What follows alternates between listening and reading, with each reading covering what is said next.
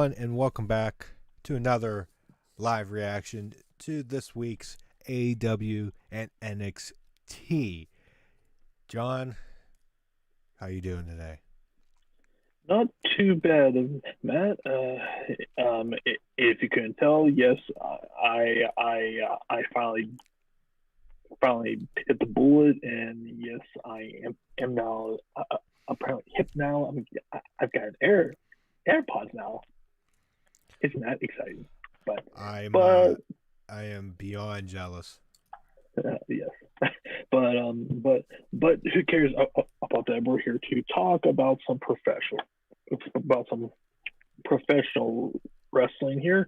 We're going to be discussing AEW Dynamite and NXT. Also going to be previewing this Saturday's AEW pay per view, Double or Nothing, which currently has about 8 matches as of now, which potentially one of those could be in jeopardy because of the events that happened tonight, and we'll get into that shortly. Matt, how was NXT from your perspective this I evening? I I thought it was pretty decent from my perspective. I enjoyed it overall. hmm I did see that they made official Cross versus Ciampa for NXT Takeover. Yeah, Um, yep. yes, it, I'm guessing that's going to be no disqualifications. Was that announced That was or not just announced. That was not okay? announced yet. Uh, since since that pretty much started the show, you just want to get into NXT right now. Yeah, yeah. Let's go. Let's just go over the most important things since we have to preview double Well, or nothing here too. I'll pretty much I'll get into details at the point, but I'll go just real quick Yeah, over stuff. right. So we open up the show, and I'm mad I missed most of the entrance of Karrion Kross versus Liam Gray. Obviously a jobber. Pretty much like last week, dominates with the Doomsday suplex and hits the cross jacket submission for the win. After the match, Ciampa comes out, cuts a promo, saying that pretty much officially welcomes Cross NXT. Goes and says Cross is praised Cross as being special because he stands out in the locker room. Says that the entrance is special. Uh, he gets on the apron, and what I like is Scarlett goes over and lowers the ropes, to let him in. hmm That way she did it, that was great. And he says he's also special, and that's why he had to come out and said and let everybody know that in your house it's going to be Ciampa versus Cross. And then it says, "Welcome to the main event." Tosses the mic down, and they stare at each other, and that's it. And Scarlett with the laugh as Ciampa walks away. I like everything about this. This was pretty good. Um, Now we have the Group B, final Group B match. Helio del Fantasma versus Akira Tozawa. I thought it was a good match, a good back and forth match.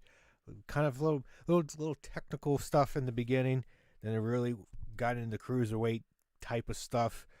Um, Phantasma wins with the Phantom Driver for the pin, and both Tozawa and Phantasma were 2-1, but with head-to-head records, obviously with Phantasma being Tozawa tonight, Phantasma wins Group B, so he's in the finals. Then we had Timmy Thatcher backstage promo. He challenges Riddle to basically a submission match. He said pretty much the only way to win is a knockout or tap out. No fluke pins like last week. So we have that challenge. Um, did they announce that as a steel cage match though for next week? Um, they never said next week. Because I could have sworn I saw on NXT's he, Twitter yeah, that they that that they put it as a steel cage.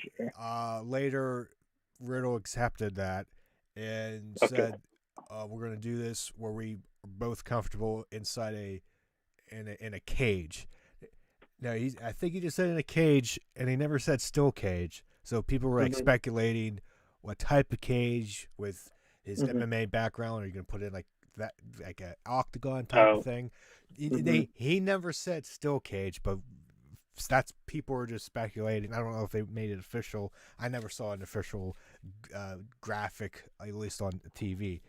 Um, then we had a Shotzi Blackheart video package. I thought it was well done. Pretty much gives her background about herself and why Okay. she. Yeah. I'm sorry to interrupt you, but it says like a cage match. It doesn't say like steel cage match, so Yeah, it's so obviously pretty. Yeah. so Okay. it's kind of up in the air for that. Mhm. This pretty much this promo. She's basically on a real tank. Mhm. Outside, she says she's just like a tank because she doesn't give a shit. Um, she's raised by her dad, motorcycle badass. She could do anything to anyone at any time in the ring. Watch what she can do to the women's division, and the tank is rolling over like cars, I represent, saw like I representing. She calls right. out Gonzalez, Dakota Kai, Chelsea Green, Candice LeRae, pretty much saying "Eat my." I think she said "Eat my tank." I don't know. What were you Yeah. saying? I felt like I'm Sean Ross Sapp parrying this thing on Twitter tonight. I was like, damn, was it really I that liked awkward? I I I liked the first half. Maybe the second half. Maybe you could say it was a little cheesy. I don't know. But I liked the Right. first half. Yeah. I liked it because it just explains a little background, personal stuff to her. Except besides just she's on TV and she is what she is. Right. Like Hmm. something like that.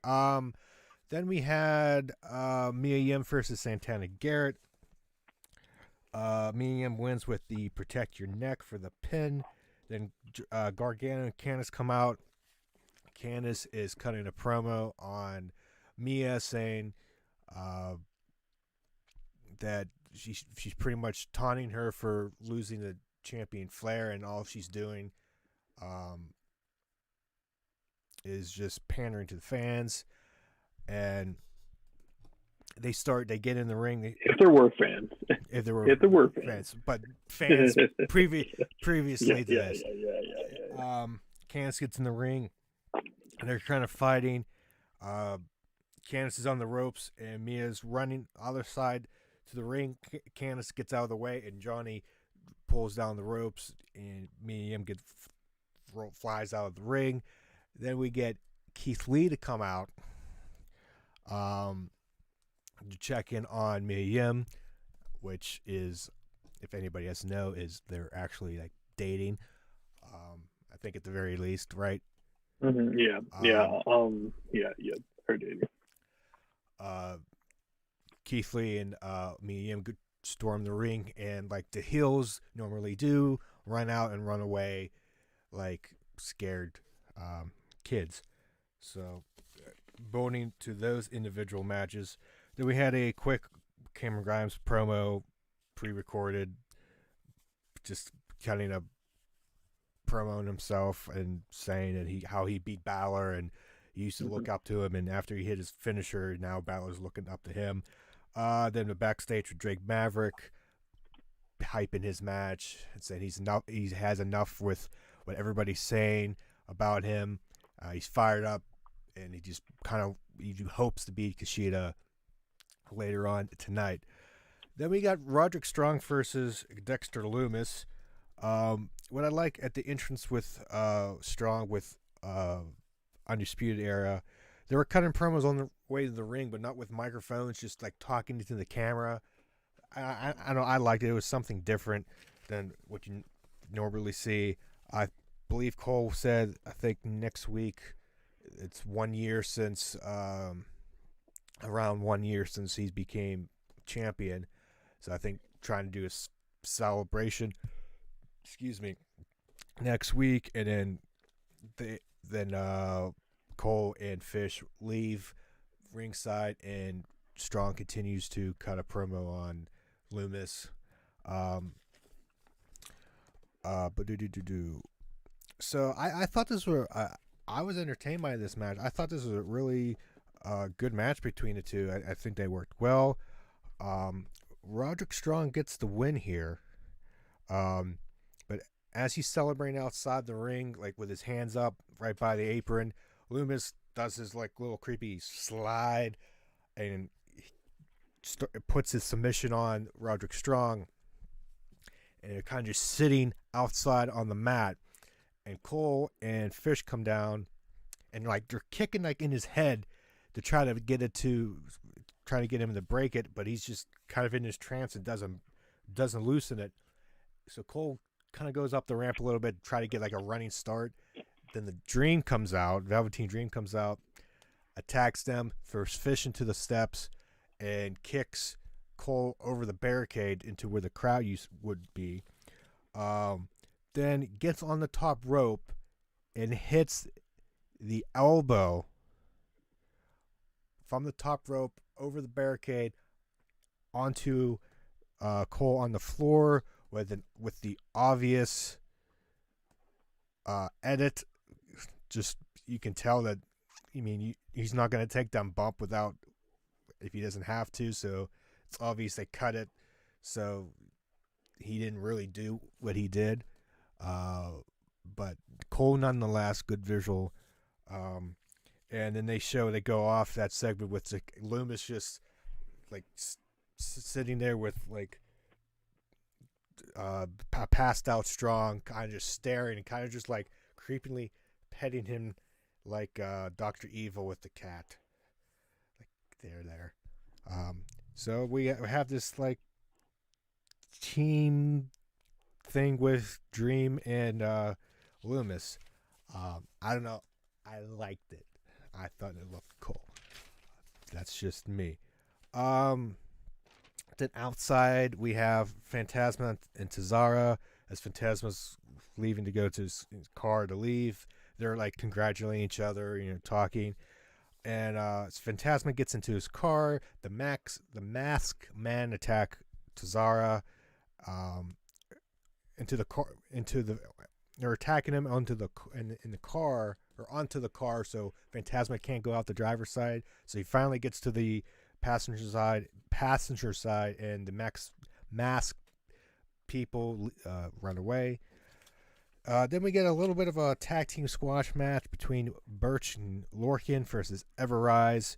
And this was quick.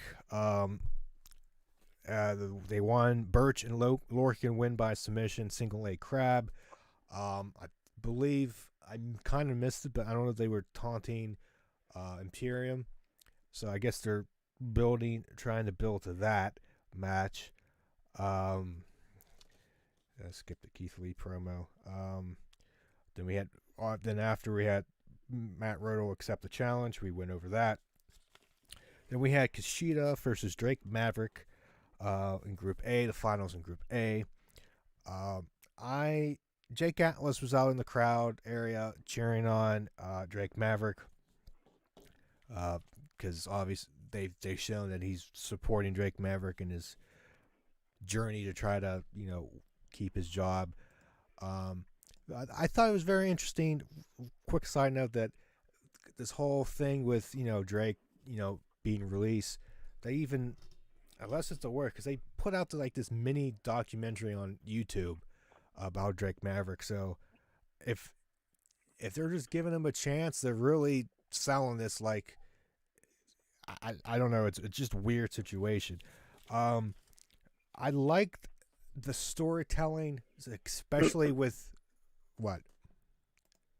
Did you laugh or am I? Mm, Oh, no, no, just I heard clearing something. my throat there, buddy. Oh, Yeah. okay. Because I don't have you on screen, so I'm reading stuff here, so I didn't know what you were doing. Anywho, I love the storytelling from Drake, especially with like his facials and like, his screaming, with being like in like arm bars and submissions with Kushida. I thought it was well done. Like again, it told a great story in this match, like selling great.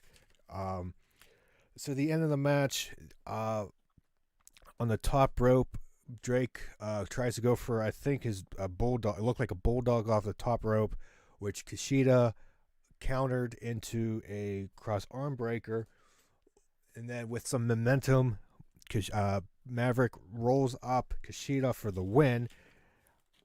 So he's alive. He's 2-1. Kushida's 2-1. Jake Atlas is 2-1, and it was announced the next week, because with a tie, everybody has beat each other, so you can't. There's no tiebreaker. So next week there is a triple threat match, three-way triple threat match, obviously, with those three, and the winner goes on to face Phantasma for the Cruiserweight Championship. And I can't wait for that. Uh, do do do do. Pretty much, Damien Priest cut a quick promo, saying, yeah, forget the details, hyping the match, pretty much confirming Priest versus Balor at In Your House. Then in the main event, we got Io Shirai versus Rhea Ripley. Solid match. I think they got like 10 minutes, 15 minutes in this, I guess. I don't quote me on that. Near the end of the match, Charlotte comes out, and I think at one point, Ripley hits Flair on the outside accidentally. That whole little thing, and then Charlotte comes in the ring a little bit later, hits a big boot to Io Shirai, and then spears Rhea Ripley. She stands tall as we go off. Technically they announce who win by if it hit Io first, Rhea wins. I'm okay with this finish, DQ finish, because with both Io and Rhea, you really don't want any of them losing. So in all things considered, I'm fine with that ending. Um, so we're building that, maybe a triple threat. I wouldn't be surprised, because it kind of be weird just to leave Io out of this. So if it's a triple threat, I'm down with that if that's a takeover. So yeah, that is pretty much NXT in a nutshell. Mm-hmm. All right. So then we're now going to move on to AEW Dynamite. This was the go home show to double or nothing this Saturday. We kick off the show with the Inner Circle arriving in a limo. Basically Jericho just hyped up for the show tonight, and that they had something coming for the elite.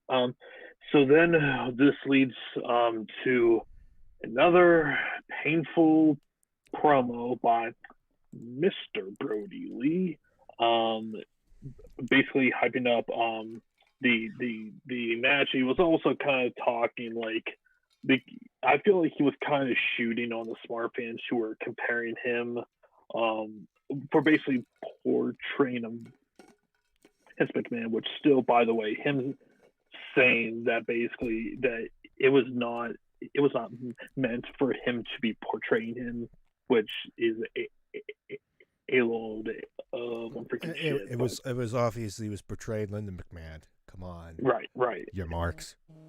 Right. Yeah. So he would basically trying to downplay that, and then he looks at like 10, who he basically dubs his first his first his first night of the Dark Order, and he was yelling at him for not like kneeing probably, which I'm sure at some point Vince would probably yell at someone for not for not doing that, right? But basically, he hypes up him for his eventual match against John Moxley. This was about 5 or 10 minutes, probably not even that long. Obviously, Mox wins pretty easily. And I've said it for like the last 3 or 4 weeks now. This feud is completely dead to me. This feels just so filler and just basically them just trying to get through Double or Nothing here. Yeah, There's just, I mean, even I feel with a crowd, Matt, I'm not exactly sure how much difference it would have truly have made, just because I'm not sure how invested that the fans would be in this whole Brody Lee. Yeah, I feel like I feel like this is, like, I was thinking about this earlier, that this is obviously, given the circumstances, I guess this might be the best you can do, and obviously I think it is filler. I saw other people talk about that. They're pushing Brody way too fast. Yep, absolutely. So, like, I don't know where he goes from here. But given the circumstances, I would. Go ahead. I would imagine, we're not going to be getting a super clean finish because they kind of, and we talked about this last week, they kind of have them book themselves into a corner here with this. So we'll see where that goes. But after the match, Moxley, he cuts a promo basically threatening Brody Lee to come out here and give him back his title, or he's going to break Ten's arm.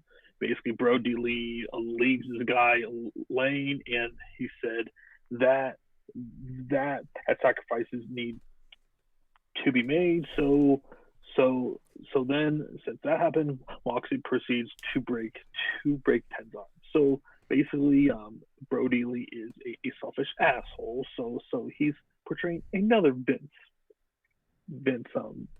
trait here. So yeah. But yeah, so nothing really much else to say. We then move on to a match versus MJF versus Marco Stunt, aka Mr. Fun Size.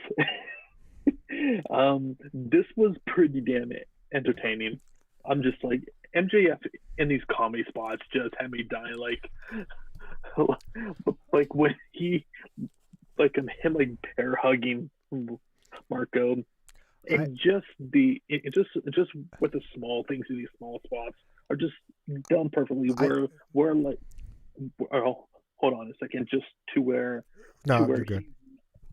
Just to where like he's not making MJF look completely stupid and foolish here. So I really liked how that went.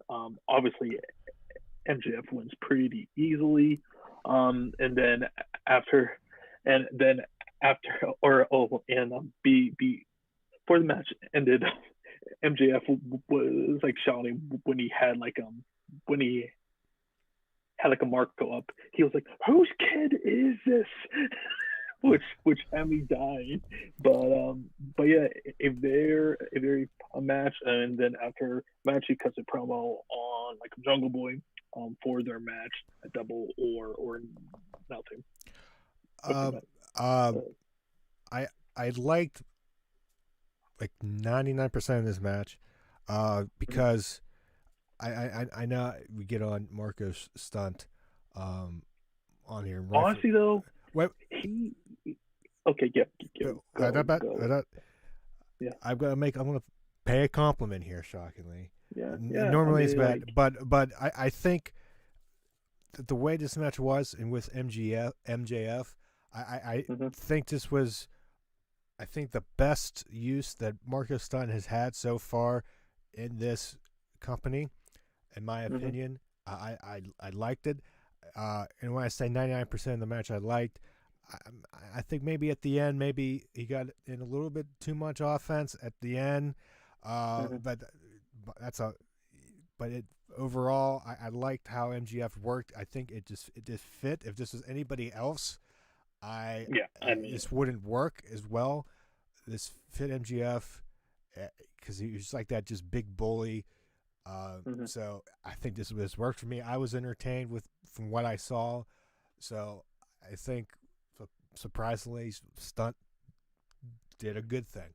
Um, and I Honestly, just worked. I feel like I feel like in this role where basically he's just a freaking punching bag. I feel like that's a pretty good role If done right, man, and this was done right in my opinion. yep, oh, absolutely was like, it just it was fun and it didn't go too long. And like yeah, like he got in some offense, Marco, but it wasn't never really serious.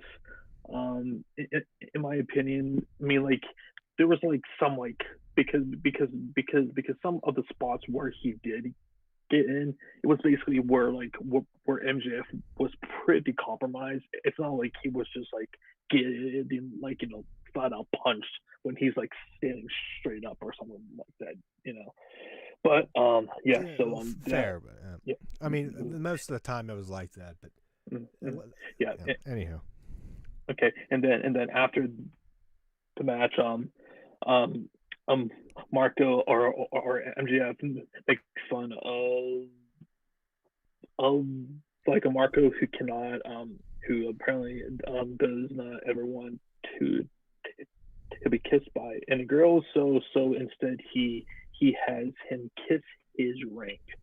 So so yeah, that was pretty good there. Then we lead into Jake Roberts and Arn Anderson confrontation. This was obviously building up for Cody versus Archer, and I really like this here. Like basically, like it felt like two agents just really propping up their clients here, and to me, man, this I mean it further sold this match and definitely in my opinion this has had this has by far had the best build for this upcoming show. I agree. Just really good promos. I mean, you Helic and Jake. Um, um, the first thing he says in this is the the retirement home let you out this week this, this week, your buddy. I was like, oh man, you know, basically Jake says, you know, he also said, I'm surprised that you didn't bring your like your whole entourage, or as he referred it to as his dog and and pony show. Um, really hypes up Archer. He's a freaking nightmare. Is it one bad sob? And then obviously Arn gets to talk.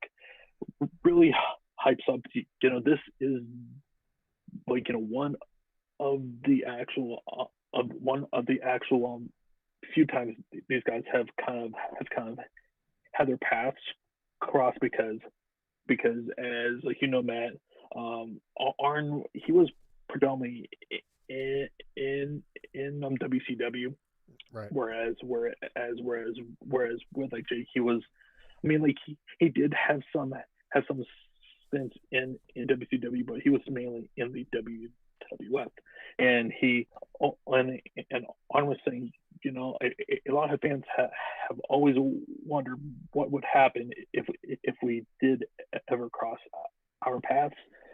He said, like, when they talk about us, we are credible figures. And then like he also brings up, with Tyson. He said, hey, you know, with Tyson, he is going have to have free reign to basically do whatever that he wants here. Um, so if he sees something wrong, he basically he put the actual seed there that that that like he's not just going to be standing in like some corner all night. He's going to have some sort of a role here, which which I would hope so. I mean, like I would hope that they would do something more than just having him just give the TNT title to whomever wins here. And as the closing remarks here, basically aren't really sold that Cody really needs this. He just really hyped up how important that he has been to the actual growth of of AEW here, and how far that they come in a full year. So I felt that this was really good here, Matt. And any thoughts or takeaways from this segment here? All the wrestlers in the audience should have had paper and pens to take notes. Yep, yep. It's From what I heard, that excellent. That's promos right there. I mean, it sold the match. I mean, like, and I this want to is see one. it. Yeah, I mean, and this is the one of the good things about having about having managers. Like it's like I will never understand why like Vince has essentially has like done away with them outside of Zelina and like Heyman here and there. Like they're essentially dead, and MVP now. yeah, and MVP, they are like making somewhat of a comeback here, but I mean, there are so many guys who just are not great talkers, and just have them talk for a certain amount of guys, because I can tell you right now, Archer has really benefited with Jake as the manager, because now he Yep. looks even more of a killing machine than he already was. So I was just really impressed throughout this whole process of how they have done that there. Okay, so then we'll move on to AW Allen video package. This was hyping up for the casino ladder match. Which we saw a whole bunch of guys playing poker and burning ladders. Matt, how much money do you think was like a won and or lost here? So, I kind of missed this. I'm not gonna lie. Okay. I don't remember seeing this. Okay, yeah. I think this is the time I kind of like was doing stuff and phased out. All right. Okay, then we had a like a Pacum vignette. He was basically hyping up the match between Orange Cassidy versus Phoenix. So it was good to see Pac here. Hopefully he comes back soon. I really do miss him, because man, he was such a big vital part to AEW's weekly show. So hopefully soon he will come back. And basically he said to Orange Cassidy, he is now a marked man. So then we move on to Orange Cassidy versus Ray Phoenix. This was sensational. Just anything with Phoenix that how like he does, and even before this thing even started, he tries sidekicking Orange Cassidy again, which by the way was still cool as hell last week. Just he makes everything look so easy, and like we also saw in this match here, Orange Cassidy, when he is serious, he's pretty good, man. I mean, like he looked really good here. Him and like a Phoenix just had really good chemistry. Um, some people were kind of mad with the distraction WWE finish where basically Kip Sabian is standing or sitting on top of a ladder in which this distracts Orange Cassidy and gives Phoenix a pinfall here, which I was fine with because obviously you're not going to have Phoenix loses here, especially to when they're really starting to build up Pac, Pentagon Jr. and the Phoenix death, with a death triangle here. But I will say this though, Matt, the thing after the match, like, why are we doing so many freaking dives here? First of all, and second of all, were we trying to freaking kill Ray Phoenix here?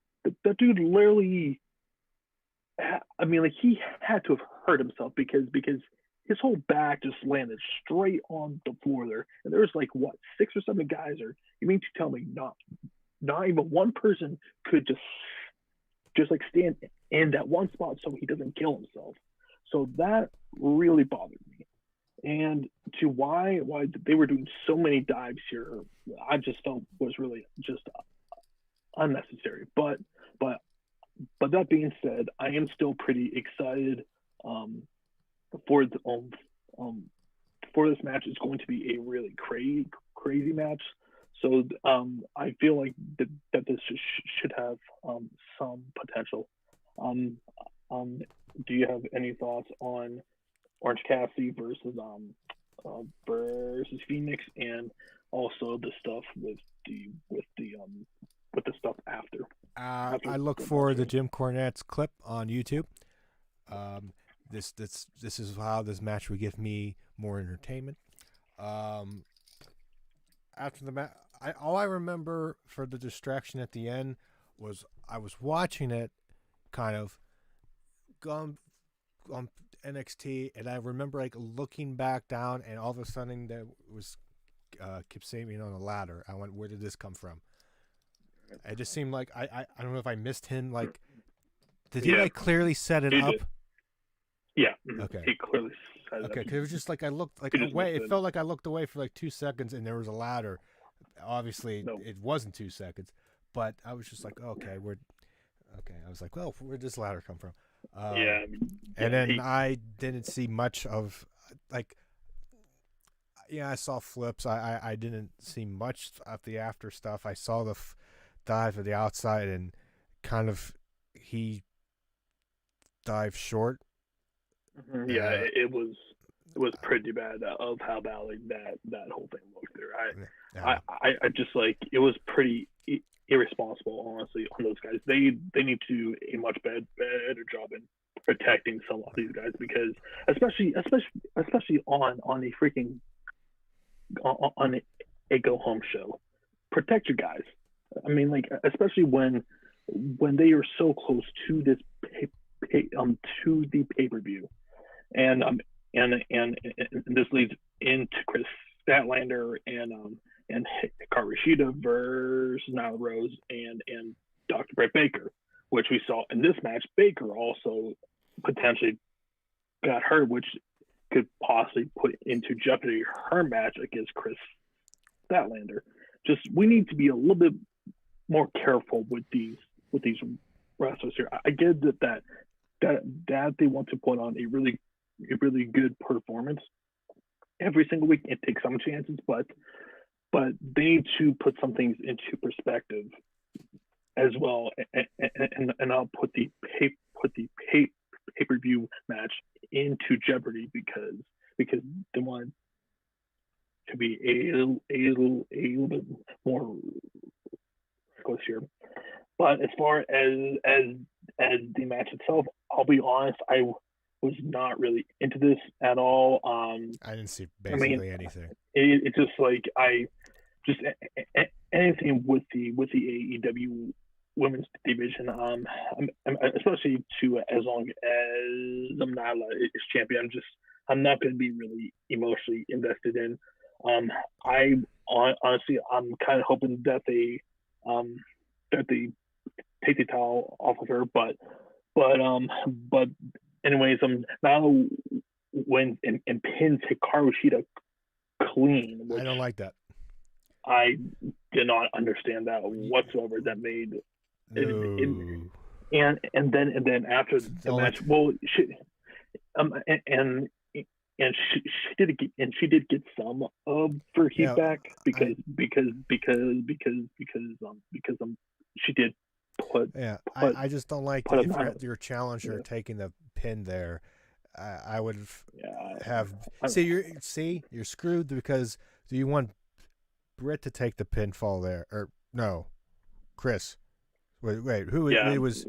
Statlander. Yeah, it was Statlander and What rather I have would her rather her take the pinfall, the pin.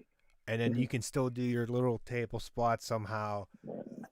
That makes no sense because you want to make your challenger look somewhat reputable going in, regardless.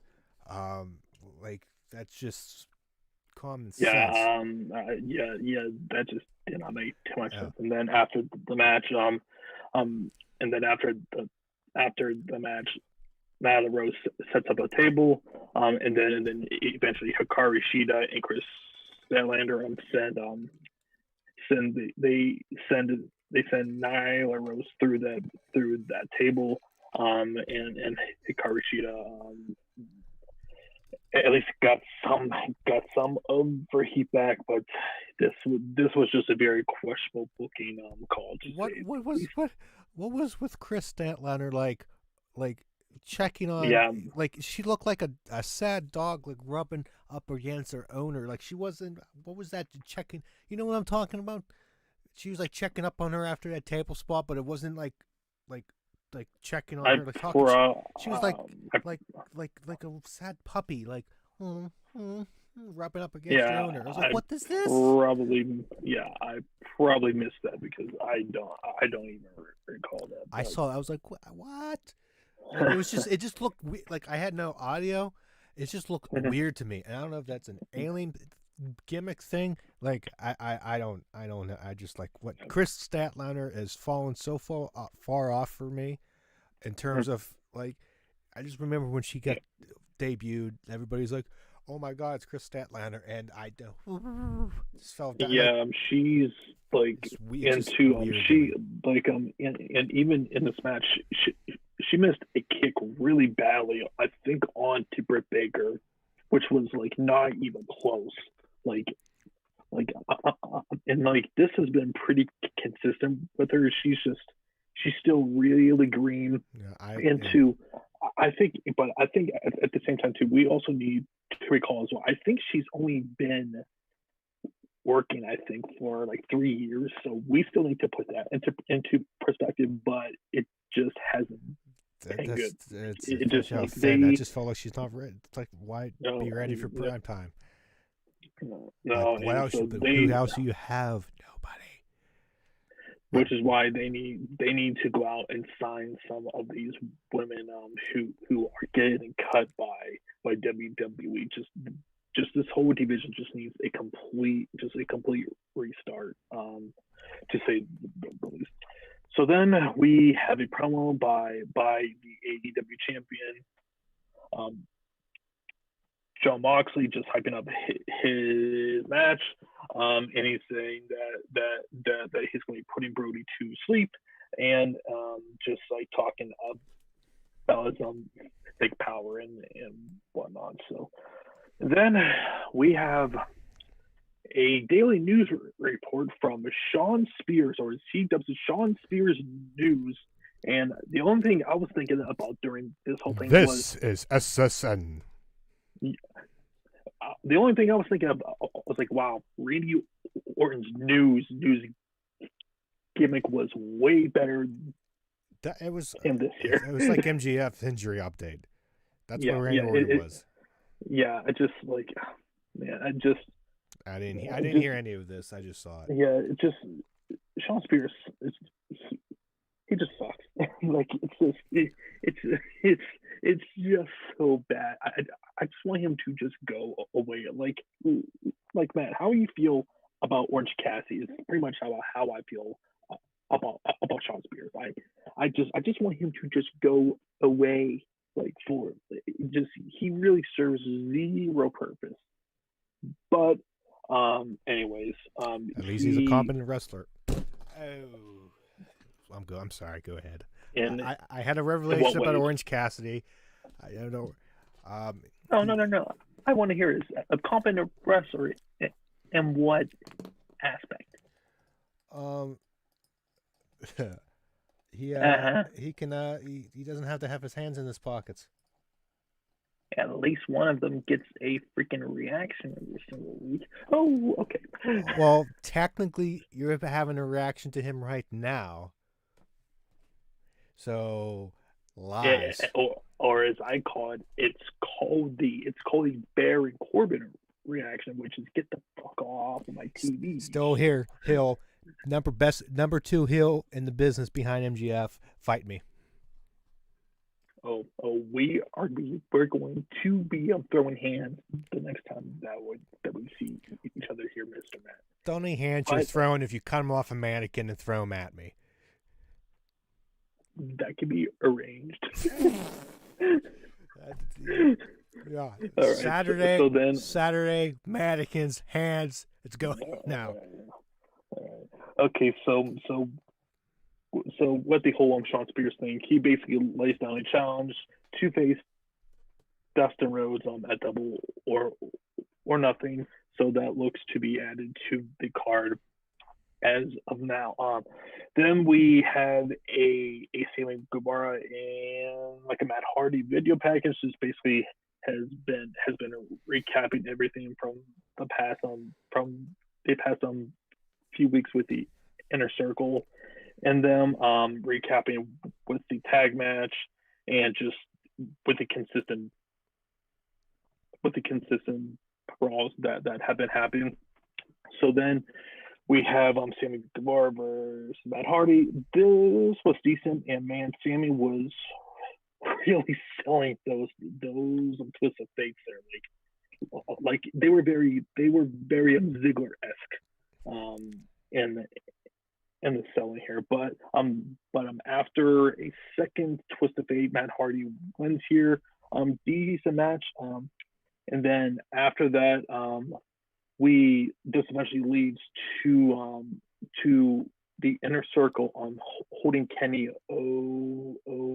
Omega hostage on the football field, and they're about to hit him with the baseball bat, and actually Chris Jericho, he does hit Kenny with the baseball bat. This eventually leads to a brawl, which we see the returns of the Bucks of Youth. They have come back, and my boy Hangman Page running the full length of the field, Ultimate Warrior style, which looked amazing. And basically all of these guys are just fighting each other, and then the show goes off the air with the Inner Circle retreating. And yeah, so the Stadium Stampede, Matt, is something I'm really excited about. I'm very interested to see how that's going to come off, and it was also said on commentary too, this is going to be Falls Count Anywhere. So we're going to see, I think, a lot of craziness here, which they have, like, especially with Jericho and like Hardy in this match. I feel like we're going to be seeing some pretty cool things here, you know. Yes, Hardy is going to change not twice, but 4 times. 4 times. He's going to double it. I'm going to give him credit. He's going to change his 10 times. Yes. Even though Sean Spears is screaming, "Give me infringement." Anywho, let's yes. Let's preview Double or Nothing. Yes. So as of currently, we have 8 matches, and there's also one buy in match, which is going to be happening between Private Party versus Best Friends. I see no reason why the Best Friends do Right, not win here. because Private Party has Private been Party, private yeah, the last right. like I mean, like, 2 months. yeah, What did I and it's pretty deserve? clear too. And it's pretty clear too that they're trying to eventually restart up the feud between the Best Friends and the Death Triangle with Pac, Pentagon Jr. and Phoenix. So yeah, there is zero reason why these guys shouldn't win here. So yeah, I'm going with the Best Friends, and which should be a pretty decent match. Then and for moving on to the main card, we have Dustin Rhodes versus Sean Spears. I think they probably put Dustin Rhodes over here. Sean Spears is a freaking nerd. He sucks. I think he's worthless. Yada yada. I don't really have high hopes for this match, but but but with some Dustin Rhodes, he could possibly at least get a decent match out of Sean Spears. How do you feel? Who you think wins here, Matt? Um, I my Right. I don't know. I mean this in a way can go either way. Mm-hmm. If they want to build Sean Spears back up, I say have him take the win. Especially to Because if Cody wins the TNT title, that feels like a pretty I natural feud to start back up to. right, even though Cody's not going to win, hey, Yeah. does thing is, does Dustin need to win? No, but I just don't feel that the company is really invested into Sean Spears. And I'm perfectly fine with Dustin Rhodes getting a win here. That's just kind of I'm fine either way because mm-hmm. I it means nothing to me, but I'm torn, but to be different, I'll say Sean Spears, but I'm leaning. That's like me flipping a coin and just going with Mm-hmm. whatever happens. Right. Then, as of currently, Chris Statlander versus Brett Baker, which I think is going to be a little bit up in the air because if you saw with the women's tag match, she was basically carried out.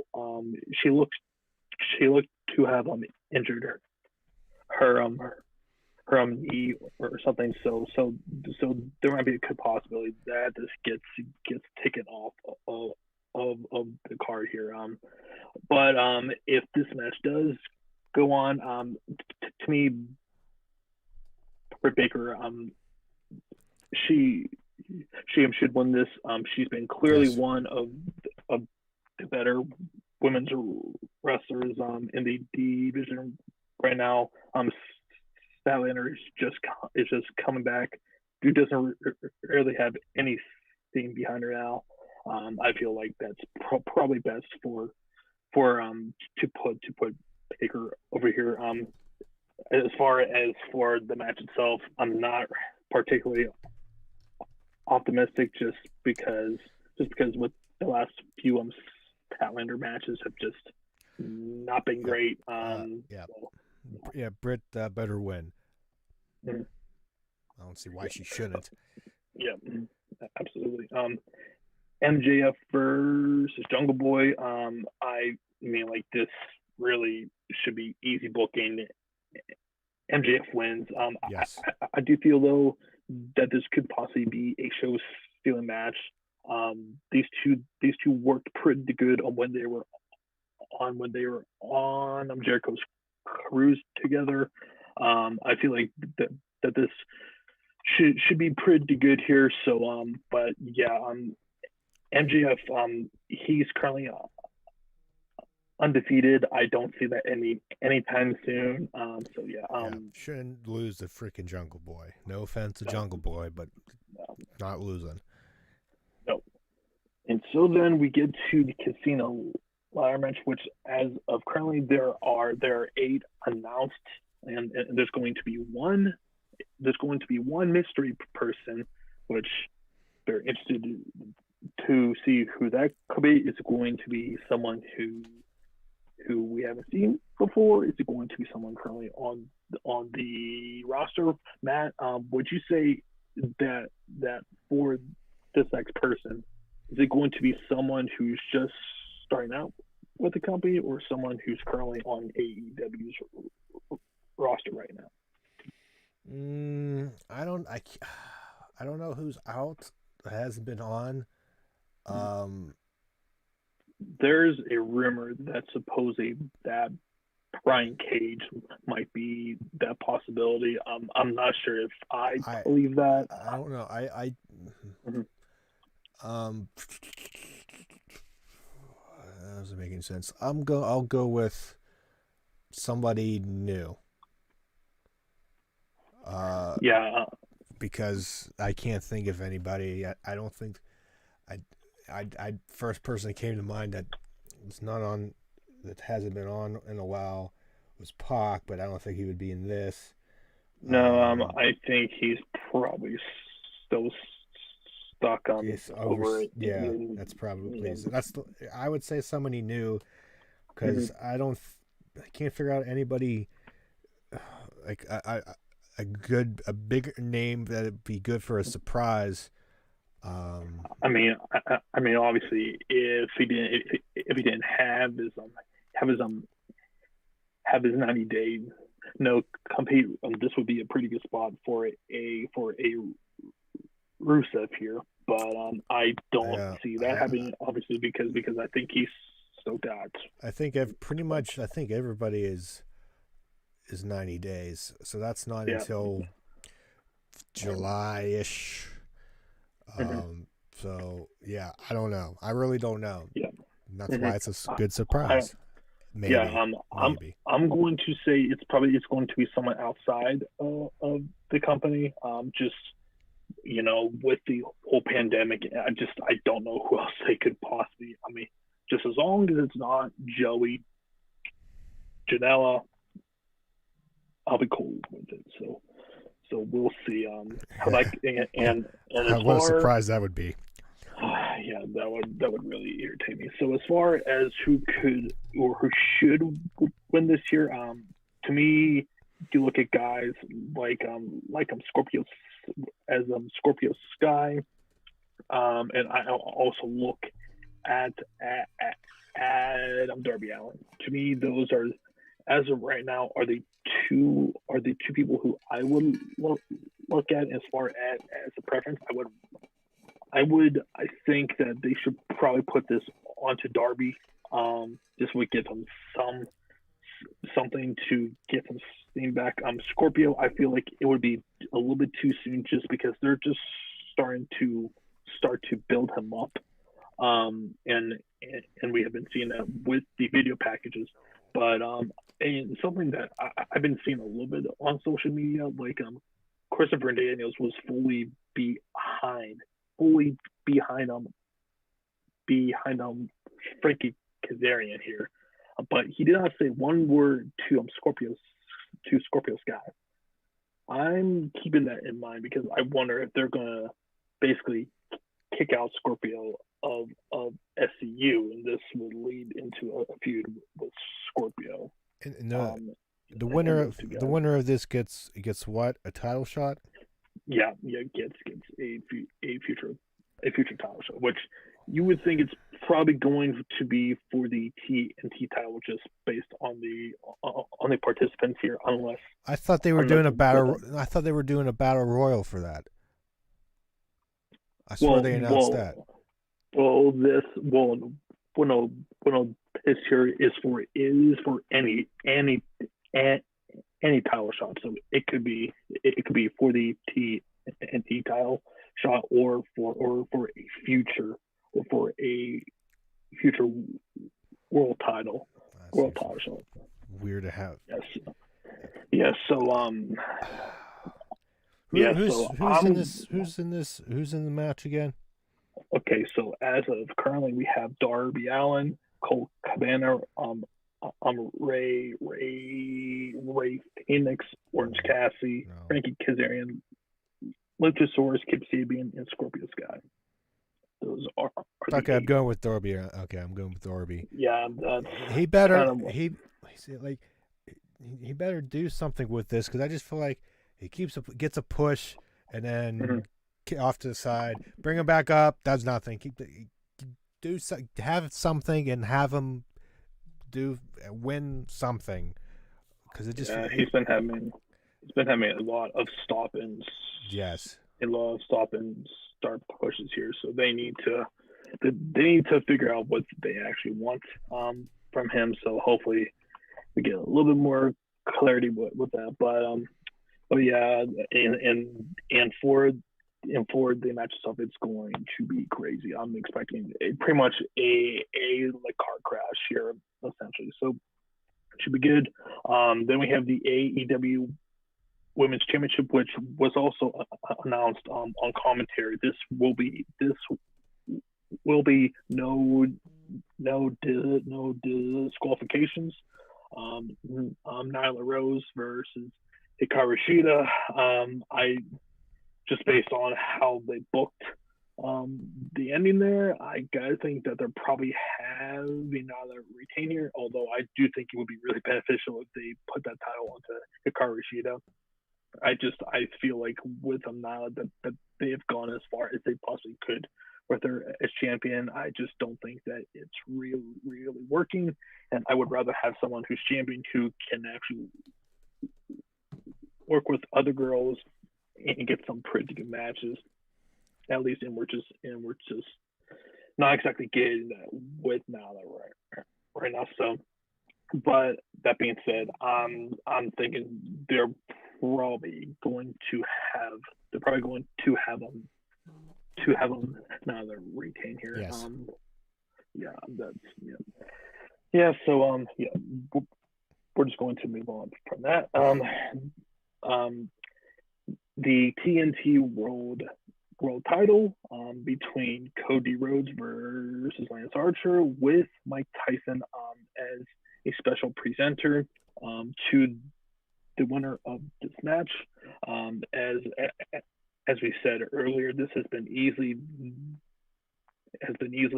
a best unbuilt feud for this card. And honestly, I could see either guy winning here. I really do think that Archer should be that guy, but I do think that it's going to be Cody here. I just find it really hard to believe that they're going to have Tyson put the title on onto Archer, and that's been kind of the last thing that's kind of sold me. Although, and we've talked about this, man, it's way more interesting if Archer wins and Cody loses and just starts to go a little bit slowly more insane and starts to slowly turn heel. Because as we talked about, like with him basically sacrificing his brother Dustin Rhodes, basically having Darby Allin tackle his wife, him not protecting his wife when Jake threw that like goddamn snake onto her. It's just there's a lot more possibilities with Cody going in that and rather him being champion.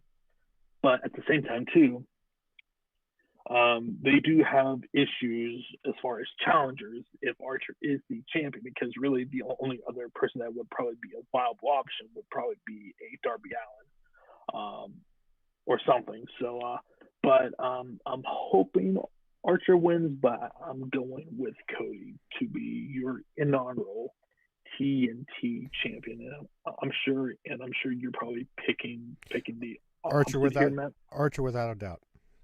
You kind of Archer like without a doubt. Archer without a doubt. You making an argument against your point with Cody, going nuts and all that stuff. I mean, it makes sense. Mm-hmm. Going in Archer, damn it, have Mm-hmm. him lose. No, Mm-hmm. Mike Tyson. Well, Having Mike Tyson have to put that title on Archer, and just have that that there could be money there. Archer signed, still delivered. If I can bet on it, I would. yeah, I hope that you're right, man. Yeah, yeah, you don't need to hope. I really do. Yeah, I really do hope that you're right there. So, and easily probably the most thing that I am looking forward to on this card here. Then we have the AEW World Title between